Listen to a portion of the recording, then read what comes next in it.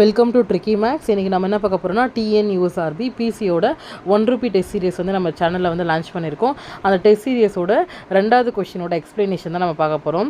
So வெற்றிகர் நிறைய பேர் வந்து கால் பண்ணி ஜாயின் பண்ணி என்கொயரிலாம் பண்ணி ஜாயின் பண்ணிக்கிட்டீங்க. ரொம்ப சந்தோஷம். நிறைய பேர் வந்து இது ஃபேக்காக அப்படிலாம் கேட்டிங்க. ஸோ அப்படிலாம் இல்லை அப்படின்ட்டு 2 டெஸ்ட்டு வந்து வெற்றிகரமாக எழுதிட்டாங்க. ஸோ நல்ல ஃபீட்பேக் அண்ட் கமெண்ட்டும் கொடுத்தீங்க. ரொம்ப தேங்க்ஸு. ஸோ அதனுடைய அடுத்தடுத்து மேலும் இது மாதிரி நிறைய டெஸ்ட் சீரியஸ் வந்து நம்ம பார்க்கலாம். ஸோ அதனுடைய 2வது டெஸ்ட் சீரியஸோட எக்ஸ்ப்ளனேஷன் வீடியோ தான் இந்த சேனலில்.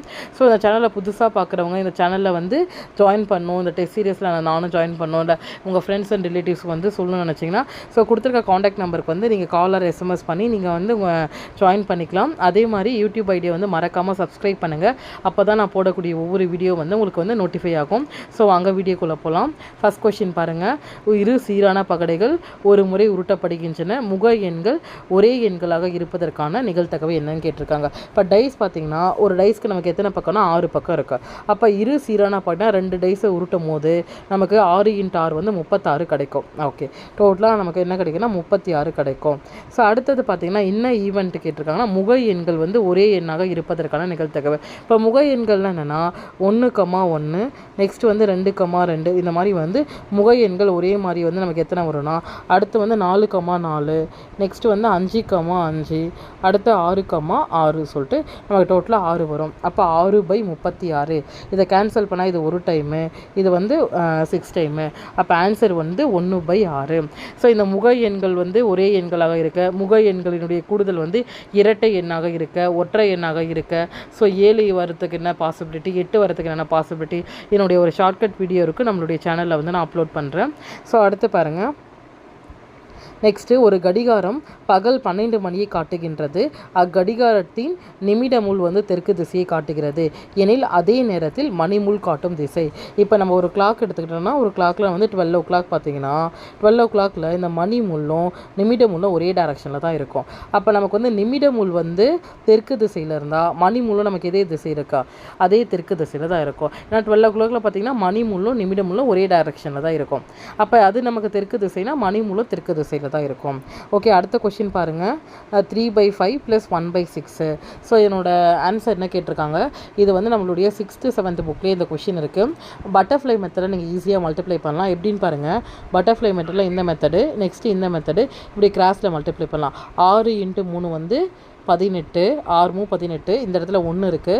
5 × 1 வந்து 5 டிவைட் பை கீழே இந்த டைரக்ஷன் அப்படியே மல்டிப்ளை பண்ணிக்கோங்க. அப்போ IR வந்து 30. இப்போ 18 + 5 வந்து 23/30 கிடைக்கும். ஆன்சர் வந்து 23/30 கிடைக்கும். ஜஸ்ட்டு வந்து பட்டர்ஃப்ளை மெத்தடில் நீங்கள் சால்வ் பண்ணால் போதும். கிராஸ் மல்டிப்ளிகேஷன் பண்ணிவிட்டு கீழே இருக்கிறத பாருங்கள், இப்படி கிராஸாக மல்டிப்ளை பண்ணிக்கிறீங்க. இந்த நம்பர் கிளாஸாக அடுத்து இப்படி கிராஸாக மல்டிப்ளை பண்ணால் இதான் நம்ம வந்து பட்டர்ஃப்ளை மெத்தட் சொல்லுவோம். அடுத்து பாருங்கள், காஷ்மீரோட கோட் கொடுத்துருக்காங்க. அப்போ வந்து RIMSHAKயோட கோடு என்னன்னு கேட்டிருக்காங்க. இப்போ காஷ்மீர் எடுத்து எழுதும் போது பாருங்கள், காஷ்மீரோட கோடு என்னன்னு அவங்க கொடுத்துருக்காங்க. அதை நான் எடுத்து எழுதியிருக்கேன். ஒவ்வொரு லெட்டருக்கு நேராக அதனோட கோடு போட்டாச்சு. இப்போ நம்ம கேக்கு நேராக என்ன இருக்குன்னா 8 இருக்குது, ஏக்கு நேராக 1 இருக்குது. நெக்ஸ்ட்டு நமக்கு வந்து 4, 2, 7, 5, 3 இருக்குது. இப்போ நமக்கு என்ன இருக்குன்னா RIM அப்புறம் SHAK இருக்குது. அப்போ ஆரோட கோடு வந்து நமக்கு என்னென்னா 3ன்னு தெரிஞ்சாச்சு. நெக்ஸ்ட்டு நமக்கு ஐயோட கோடு என்ன, ஐக்கு வந்து நமக்கு என்ன இருக்குன்னா 5 இருக்குது. அடுத்து எம்மோட கோடு என்னன்னா நமக்கு 7. அடுத்து நெக்ஸ்ட்டு எதுன்னு கொடுத்துருக்கான், S கொடுத்துருக்கான். எஸ்ஸோட கோடுன்னா நமக்கு 4. அப்புறம் ஹெச்சோட கோடுன்னா நமக்கு 2. நெக்ஸ்ட்டு ஏவோட கோடுன்னா நமக்கு 1, கேவோட கோட் வந்து 8. அப்போ வந்து ஃபஸ்ட் ஆப்ஷன் தான் கரெக்டு. ஸோ இந்த மாதிரி வந்து நம்பர் கொடுத்துட்டு நமக்கு கொஷின்ஸ் கேட்பாங்க கோடிங் டிகோடிங்கில். அடுத்த கொஷின், விடுபட்ட எழுத்தை கண்டறிக. பிட்யூட்ரினா மூளை, தைராய்டு எங்கே? ஸோ பிட்யூட்ரி சுரப்பி வந்து மூளையில் சுரக்கும், தைராய்டு சுரப்பி எங்கே சுரக்கும்னா கழுத்தில் வந்து சுரக்கும். அடுத்து வந்து விடுபட்ட எண்ணை கண்டறிக. ஸோ 9:80 ரேஷியோ 100 என்னன்னு கேட்டிருக்காங்க. ஃபஸ்ட்டு பார்த்தீங்கன்னா இந்த முதல் 2 நம்பருக்குள்ளே லாஜிக்கை வந்து செக் பண்ணணும். இது எந்த ரிலேஷனில் இருக்கோ அதே ரிலேஷனில் தான் நமக்கு அடுத்த லாஜிக்கும் இருக்கும். ஸோ இந்த லாஜிக் நமக்கு எதை பேஸ் பண்ணியிருக்குன்னா square number, cube number base பண்ணியிருக்கும். அப்படி இல்லைனா நமக்கு வந்து multiplication of n numbers base பண்ணியிருக்கோம். இப்போ இந்த நம்பர் இங்கே 9 இருக்குது, இங்கே 80 இருக்குது. அப்போ மொதல் நம்பரை நான் ஸ்கொயர் பண்ணுறேன். இப்போ நான் மொதல் நம்பரை ஸ்கொயர் பண்ணால் 9 ஸ்கொயர் -1 கொடுக்குறேன். 9 ஸ்கொயர்னால் 81. அப்போ 81 - 1னா நமக்கு 80 கிடச்சாச்சு. அதே மாதிரி தான் அடுத்த நம்பரும் நம்ம என்ன பண்ணுறோம்னா ஸ்கொயர் பண்ணுறோம். அப்போ 100 ஸ்கொயர் -1. அப்போ 100 ஸ்கொயர்னால் நமக்கு என்ன கிடைக்கும்? 100 ஸ்கொயர்னால் 10,000 கிடைக்கும். அதில் -1 கொடுத்தோன்னா நமக்கு 999 ஆன்சர் வரும். அப்போ 6th ஒன்க்கு வந்து டி ஆன்சர்.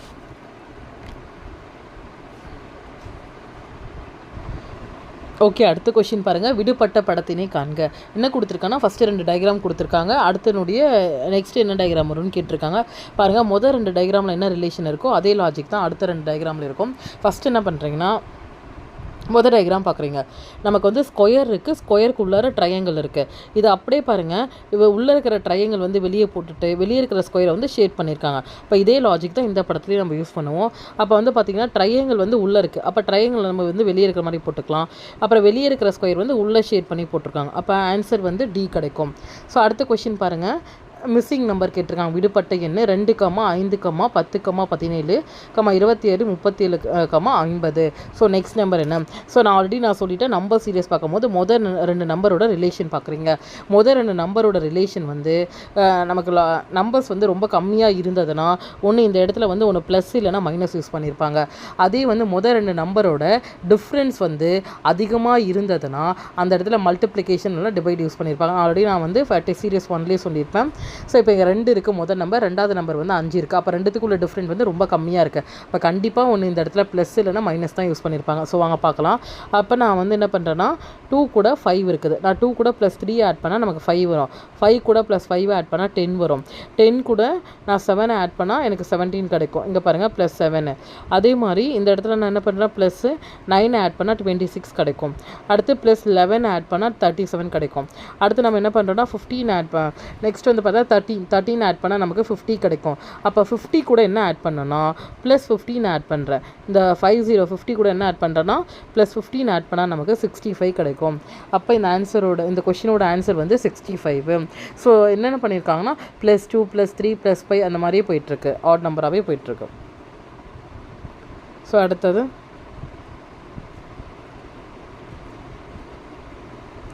நெக்ஸ்ட் கொஷின் வந்து பார்த்திங்கன்னா நமக்கு வந்து ஒரு ஆல்ஃபபெட் சீரியஸ் கொடுத்துட்டு நெக்ஸ்ட் நம்பர் கேட்டிருக்காங்க.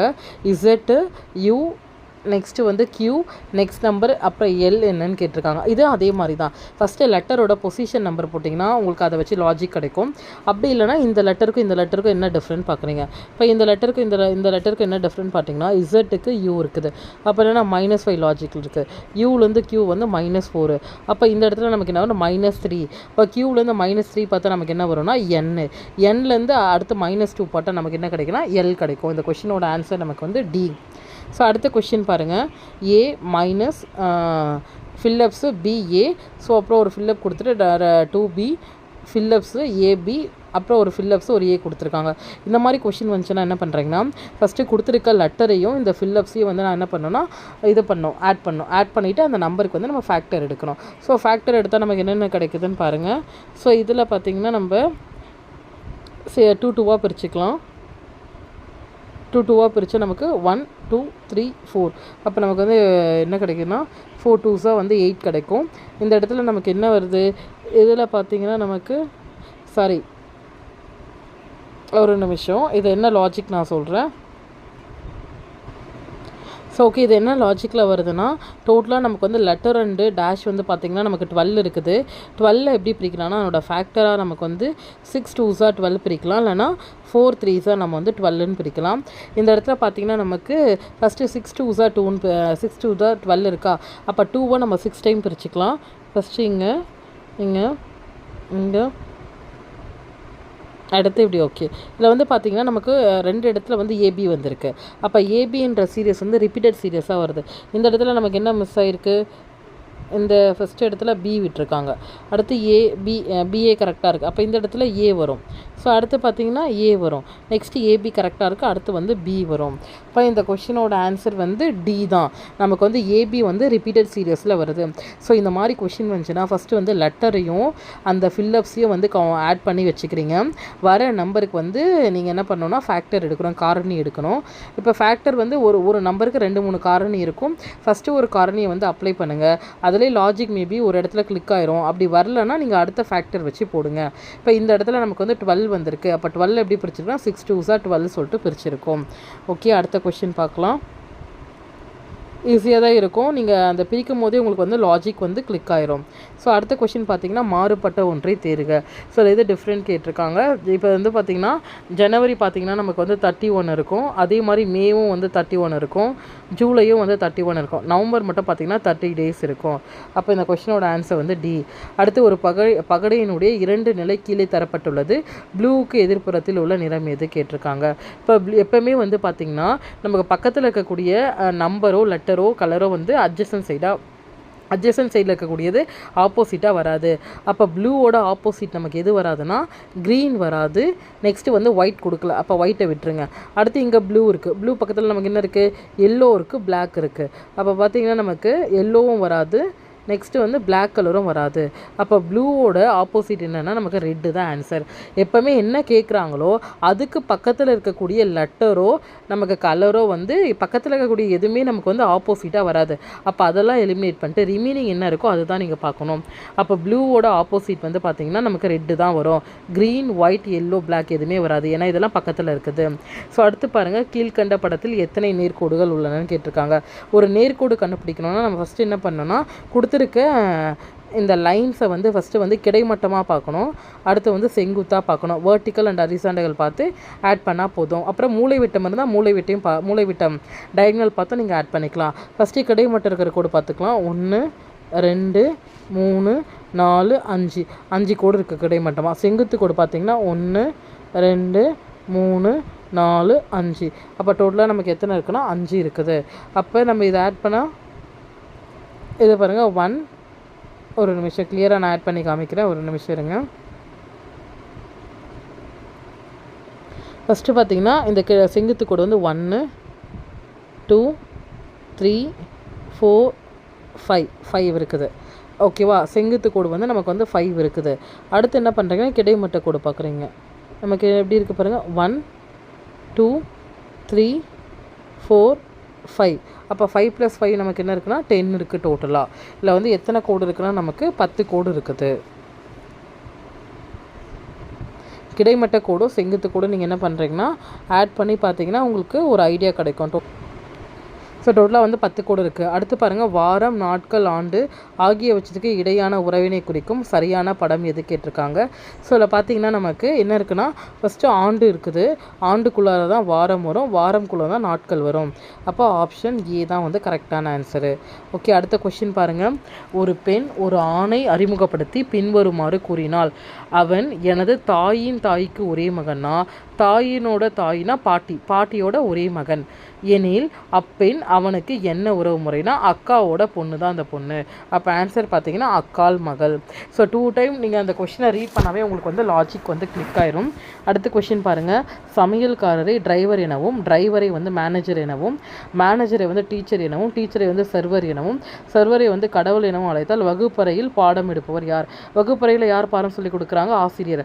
அப்போ இந்த இடத்துல டீச்சர் என்ன சொல்கிறாங்கன்னா சர்வர். அப்போ இந்த கொஷினோட ஆன்சர் வந்து சர்வர். அடுத்து பாருங்கள், படிக்காத வேலையில் உள்ள இளைஞர்களை குறிக்கும் எண் எது கேட்டிருக்காங்க. ஸோ படித்தவர்கள்லாம் இந்த சர்க்கிளில் வந்துடுவாங்க, இளைஞர்கள் இதில் வருவாங்க, வேலையில் உள்ளவர்கள் வந்து இதில் வரும். அப்போ வேலையில் இருக்கக்கூடிய யாருன்னா 4 7 மட்டும் 2 பேர் தான் வந்து வேலையில் இருக்காங்க. இதில் படித்தவர்கள் பார்த்திங்கன்னா 5 6 வந்து படித்தவர்கள் லிஸ்ட்டில் போயிடுவாங்க. படிக்காத வேலையில் உள்ளவர் பார்த்திங்கன்னா 4 மட்டும்தான் படிக்காத வேலையில் உள்ள ஒரு இளைஞர்கள் வருவாங்க.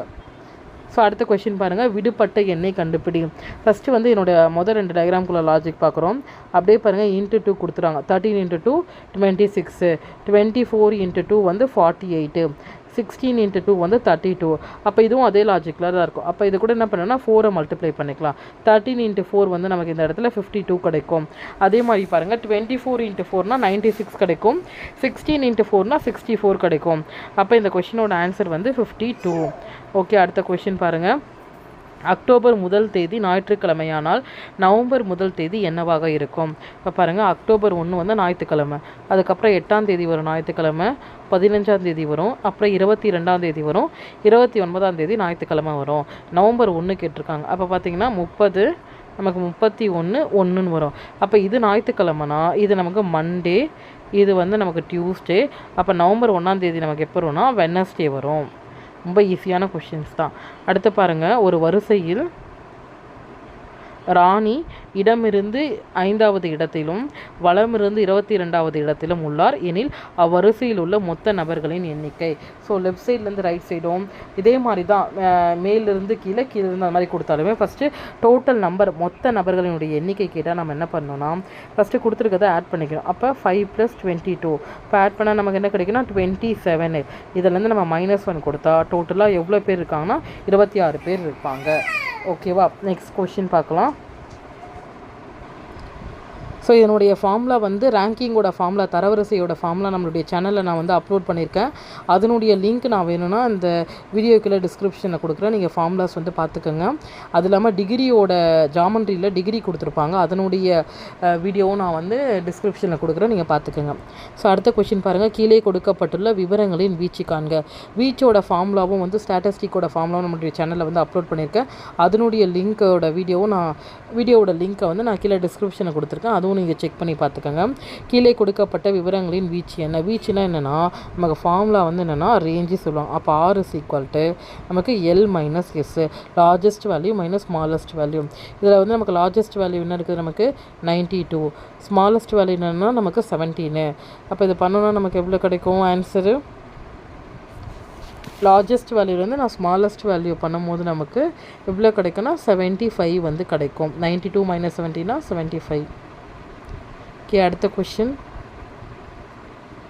ஒரு முக்கோணத்தின் அடிப்பக்கம் 9 சென்டிமீட்டர் மற்றும் உயரம் வந்து 12 சென்டிமீட்டர் எனில் அதன் பரப்பளவு காண்க. முக்கோணத்தினுடைய பரப்பளவு கேட்டால் ரெண்டுத்தையும் பெருக்கி 2ஆல் வகுக்கணும். முக்கோணத்தினுடைய பரப்பளவு கேட்டால் நம்ம என்ன பண்ணணும்னா ரெண்டுத்தையும் பெருக்கி 2ஆல் வகுக்கணும் ஷார்ட்கட்டில். அப்போ இது ஒரு டைமு, இது வந்து 6 டைமு, 9 6 54 சென்டிமீட்டர் ஸ்கொயர். அவ்வளோதான். ஃபார்முலா அப்படி வேணும்னா நீங்கள் என்ன பண்ணலாம்னா ½ × பேஸ் × ஹைட்டுன்னு எடுத்துக்கலாம். முக்கோணத்தினுடைய ஃபார்முலா அப்படி நீங்கள் பார்க்கணுன்னா என்ன வரும்னா ½ அதான் 1/2 × பேஸ் × ஹைட்டு. ஸோ இது மறந்தாலுமே நீங்கள் என்ன பண்ணால் முக்கோணம் கேட்டாவே ரெண்டுத்தையும் பெருக்கி 2ஆல் வகுத்தா முக்கோணத்தினுடைய பரப்பளவு கிடச்சிடும். நெக்ஸ்ட்டு வேறுபட்ட எண் எது கேட்டிருக்காங்க. கொடுத்துருக்க 1 4 9 16 23 25 இதில் வந்து பார்த்திங்கன்னா 23 தவிர மீது எல்லாமே வருகை எண்ணில் இருக்குது. ஸோ அடுத்த கொஷின் பாருங்கள். 25க்கு 8% வட்டி வீதம் 3 ஆண்டுகளுக்கு தனி வட்டி காண்க. தனி வட்டியோட ஃபார்முலா பார்த்திங்கன்னா நீங்கள் டேரெக்டாக அப்ளை பண்ணி பார்த்துக்கலாம். என்ன ஃபார்முலானா SI = PNR/100 நீங்கள் அப்ளை பண்ணலாம். அப்படி இல்லைன்னா நான் ஷார்ட்கட்டில் ஒன்று ஈஸியாக சொல்கிறேன் பாருங்கள். ஃபஸ்ட்டு வந்து 1% கால்குலேட் பண்ணிக்கோங்க. 1% வந்து 25,000ல் 1% எவ்வளோனா, இப்போ 25,000ல் 2 0 எடுத்துகிட்டு மீதி இருக்கக்கூடிய 2 0 எடுத்துகிட்டு மீதி இருக்கக்கூடிய வேல்யூ தான் 1%. இதில் நம்ம என்ன பண்ணுறோன்னா 10% கால்குலேட் பண்ணுறேன்.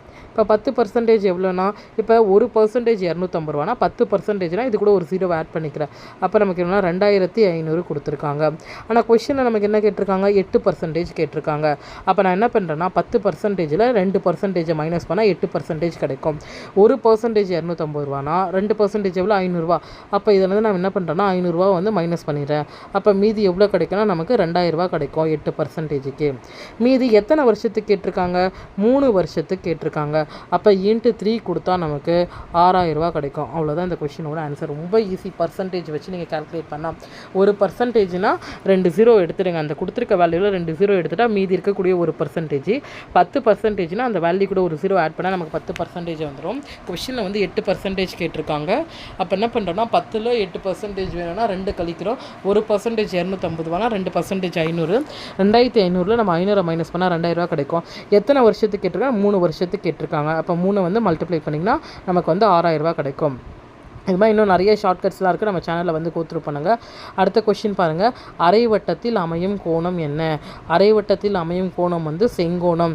இது ரொம்ப ரொம்ப ரொம்ப இம்பார்ட்டன்ட், அடிக்கடி வந்து கேட்டிருக்காங்க, ரொம்ப ரிப்பீட்டடான கொஷின்ஸு. நமக்கு வந்து ப்ரீவியஸ் இயர் கொஷினில் எப்படியும் ஒரு 2-3 டைம் கேட்டிருப்பாங்க. இது இல்லாமல் குரூப் 4 எக்ஸாம்லேயும் கேட்பாங்க.